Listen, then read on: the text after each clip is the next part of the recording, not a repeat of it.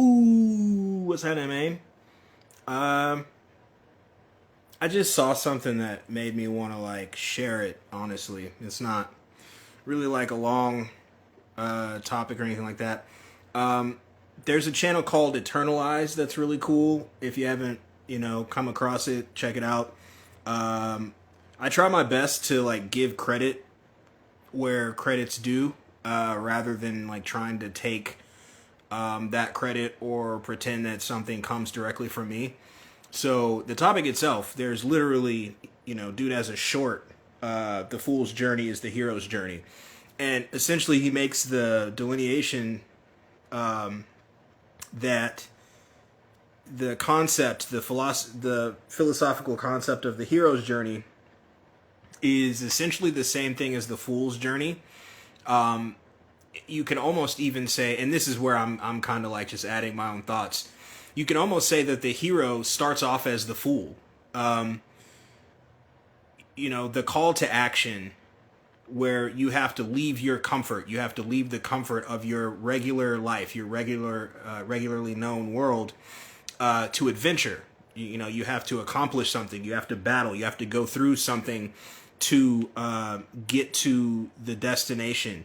Many times within that journey, you have to battle what is usually referred to as the dragon, but I would say the adversary, whether that's a physical being or, a situation or something within yourself on a more alchemical, sense, or even if you're referencing like the clip off and shit like that. I talk shit about the clip off, but it is beneficial. Just I don't think everyone needs it. I don't think everyone needs it, and I also don't like that they call it magic. But here nor there. The concept it makes a lot of sense to me. Either way, you start off as the fool because you're trying to attain a goal. You're trying to, kind of progress yourself as a being. You're trying to alchemically, attain another level of sovereignty and, divinity. It's what a lot of us have come to say in many different ways, because it's not a monolith. We all view it in different ways, but we say similar things where this is an experience and you're learning from that experience, as a divine being, or as someone that has the spark, or weighs 21 grams, or has the essence of the first, however you want to say that. You don't start off knowing everything. Earlier, I kind of referenced that story where I met those two beings who kept saying things about not reading books and all of the information is already inside of you. And though I do understand that concept, I don't think that they knew what they were saying. I think that they confused and conflated that quite a bit. Speaking structurally, your DNA is programmed with everything. In a sense, it's not to say that you have access to that. You are very much alchemically, unlocking those things within yourself, whether it be through experience or through, fraternization with other deities and in divine beings. You're unlocking those things. They're not just there whenever you want them to be. You have to attain them. You have to bring them about. Sometimes it's more organic than others. Sometimes you don't really think about it. It just kind of happens. Many times, though, it's an active, it's an active thing. You have to choose to do it. You have to be aware that you're doing it, and you have to be able to look back and contemplate. And so you start off as the fool. You realize that you have a call to action, a call to adventure. You depart your comfort zone. You depart your comfortable life. And again, that could mean literally, or physically, or it could mean figuratively. You may not leave your city or your home, but you can still go on that journey. It can go both ways. It can be both things at once. Even you battle your dragon, you battle your adversary, you battle your Satan, you battle your enemy, and you do the best that you can, and you learn things along the way. And when you think about it, you don't always succeed. You don't always succeed, but it doesn't mean that you lose. Because even when you don't necessarily succeed, as long as you haven't, given up, then you still have the capability and the opportunity to give that another shot. You still have the capability and opportunity to come back for another battle. And whether that be something that only you can decide or something that another being or entity or enemy or whatever has, a say-so in, ultimately it's still up to you. Because as I said, as long as you don't give up, you're still able to come back for another battle. And so no matter how many battles that takes, at some point, it's very likely that you're victorious or you succeed. You defeat that adversary, that dragon, that Satan, that, enemy. And you collect your gold. You collect your spoils of war. That can be the improved version of self. That can be a literal, tangible thing like, a new possession or a new trait or a new skill or a new friend or a new family member or whatever. You have to be able to remind yourself and to let yourself enjoy that and give yourself the credit that you deserve for that. And realize that this is not a small thing that you've done. This is a very big thing that you've done, that you've accomplished, and that you not only get that gold, that alchemical gold, you also get to go back to your life, back to your regular life, your regular reality.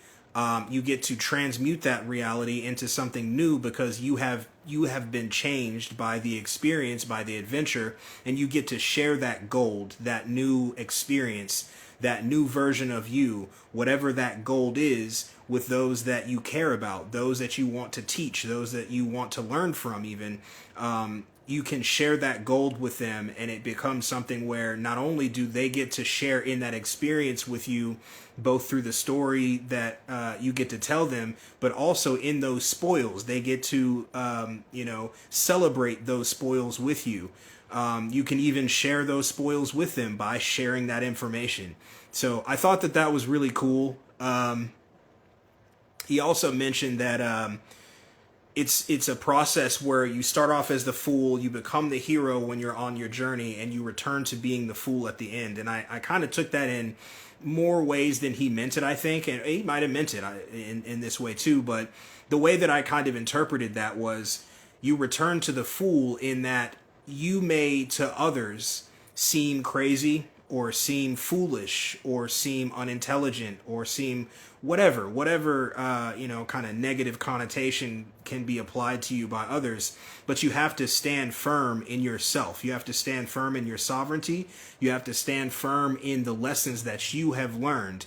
And some even opt into being the fool at that ending point on purpose. There are different reasons for it.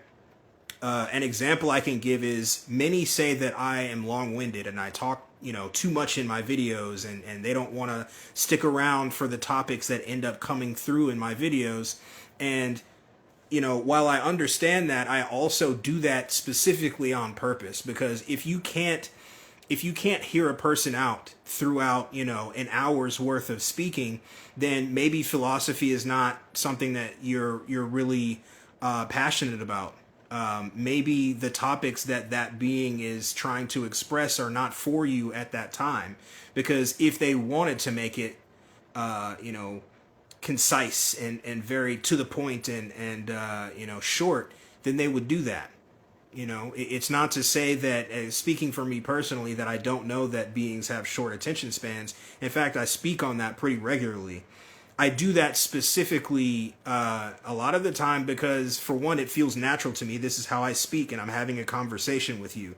But also, it's literally to do that. It's to thin the herd. It's to make sure that those that are not willing to contemplate and also listen to what's being said to them, and to be able to filter and to take what works for them and leave what does not. There's a whole bunch of principles that I'm I'm trying to highlight in doing that. And I've put a lot of thought into it because I do have overall messages in the things that I put out.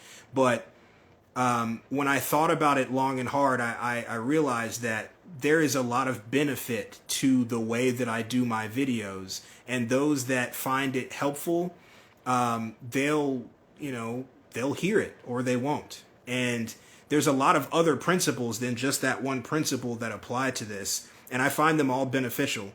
And so there are going to be long videos. There are also short videos.